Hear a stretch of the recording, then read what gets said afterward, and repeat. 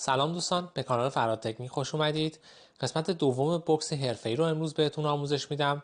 قسمت اول گارد کلاسیک رو آموزش دادم، لینکش رو میذارم توی قسمت توضیحات و توی کارت یوتیوب، حتما نگاه کنید. توی این قسمت گارد پیکاپو رو بهتون آموزش میدم، یا گاردی که تایسون میگیره، بهش میگن گارد تایسونی توی ایرانی زبان ها. گارد خیلی مشکلیه، نیاز به جابجایی خیلی زیاد دارید. بدون وقفه let's go.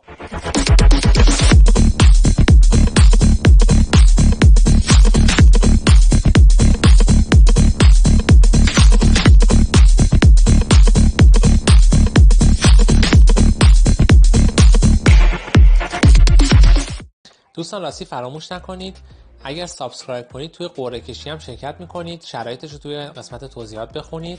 برو که بریم. خب گارد پیکاپو چی هستش؟ ببینید این بازی که اینجوری چشاتون رو ببندید، اینجوری باز کنید برای بچه‌ها، بهش میگم پیکاپو. اسمش اینجا میاد. حالا نمیخوام دیگه تاریخچه براتون توضیح بدم که دقیقاً چی هستش و اینا، از کجا شروع شده و اینا، ولش کنید. ما میخوایم که سریع بریم یاد بگیریم.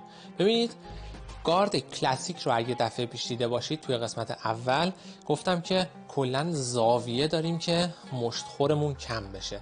توی گارد پیکاپو دوباره حالت مربعی شکل، یعنی به سمت جلو هستیم، شونه ها کاملا صافه و پاهام تقریبا به سمت جلو میتونه باشه. حالا اگه یه ذره بغل باشه، تایسون مثلا کاملا عین گارد کلاسیک میگیره پاهاشو، همه جا نه ولی اکثر اوقات مثل گارد کلاسیک میگیره. با این حال پیکاپو هستش. خب اون بحثش فرق میکنه. یادتون نره هر گاردی رو شما میتونید برای خودتون چی میگن تطبیق بدید با خودتون. هیچ کس نگفته که شما اگه این کار رو انجام میدید اشتباهه، تا موقعی که برای شما جواب میده درست هستش. ادامه بدیم. اینو گفتم به خاطر اینکه خیلی از مربیا مثلا 40 سال پیش مربیشون تو دهاتشون، خیلی عذر میخوام اینجوری صحبت میکنم، بهش یه چیزی یاد داده از 40 سال پیش، کورکورانه تعصب داره که اون درسته، چیز دیگه نمیخواد بره یاد بگیره. خب این اشتباه هستش دیگه. بگذاریم. خب پس همونطور که گفتم ما الان همینجوری با حالت مربعی شکل شروع میکنیم، یعنی با حالت که پنجه ها کامل به سمت جلو هستش. باز اگه پنجه پشتی یه ذره 45 درجه باشه خوب هستش، ولی حالا بدن به سمت جلو باشه دیگه. پا زیاد میذارم به عهده خودتون. اینجا چیکار کنید؟ برای اینکه ببینیم پاهاتون چقدر بازه، همونطور که گفتم دیگه اینجور کارا انجام نمیدیم. ما اینجا بوکس حرفه‌ای داریم یاد میگیریم، بچه بازی نیست. چیکار میکنید؟ همونطور که پاتون رو گذاشتید پشت، بیایید بدنتون رو خیلی کامل به سمت چپ و راست بدید و ببینید که حالت ریلکس داره بدنتون یا نه. پس هر دفعه بدن رو به چپ و راست، جلو و عقب حرکت بدید، ببینید که تعادلتون رو خوب دارید حفظ میکنید یا نه. این خیلی مهمه که بعدن که مثلا ضرباتون میخواید بزنید، گارد رو همیشه داشته باشید که دوباره برگردید به حالت اولیتون، چون توی این گارد خیلی مهم هستش که شما جابجایی خیلی استادانه داشته باشید. این گارد برای چه کسایی خوب هستش؟ برای کسایی خوب هستش که قد کوتاه دارن ولی قد بلندام هستن که این گارد رو استفاده میکنن، خیلی هم قشنگ ازش استفاده میکنن. همونطور که گفتم محدود نکنید خودتون رو به این که گارد تایسونی گارد کوتاه قد هستش، نقطه سر خط. اینجوری نیستش. هر کس میتونه هر چیزی رو که انجام میده براش راحته، براش کار میکنه، استفاده کنه. دوستان این گارد پاهای خیلی قوی میخواد.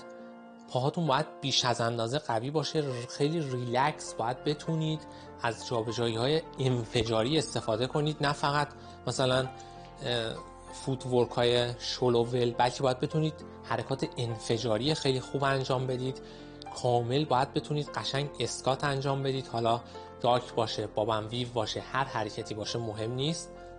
و مهمترین قسمت دوم این حرکات سر شما هستش. پس حرکات پا، فوت ورک ها و هد موومنت ها اینجا خیلی مهم هستش. یعنی حرکات سر، همونطوری گفتم، بهترین یعنی مرسوم ترین حرکتی که توی پیکاپو ازش استفاده میشه حرکت اسلیپ هستش و حرکت مثلا داک یا رول، همه اینا استفاده میشه، ولی اصلی ترینش همین حرکت اسلیپ هستش.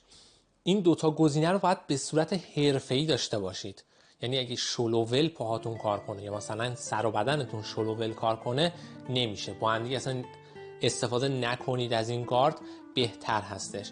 و همینم یکی از معایب این گارد هستش، به خاطر اینکه شما دائما باید در حال حرکت و جنبش باشید، به خاطر اینکه گاردتون خیلی نزدیکه، دور نیستید، نمیتونید خیلی ریلکس دفاع کنید، از حرکات پری انجام بدید و اینا، مجبورید از حرکات سر و بدنتون استفاده کنید. خب این انرژی بیشتری میبره دیگه. گاردی مثلا مثل فلیشل، خب خیلی شما راحت تر هستید دیگه، با شونه هاتون و اینا میتونید بیشتر دفاع کنید، ولی اینجا اینطوری نیستش. خب کجا بودیم؟ پس پاها یه حالتی زانو خیلی خمه برای اینکه حرکات اکسپلوسیو یا اون انفجاریتون رو باید داشته باشید.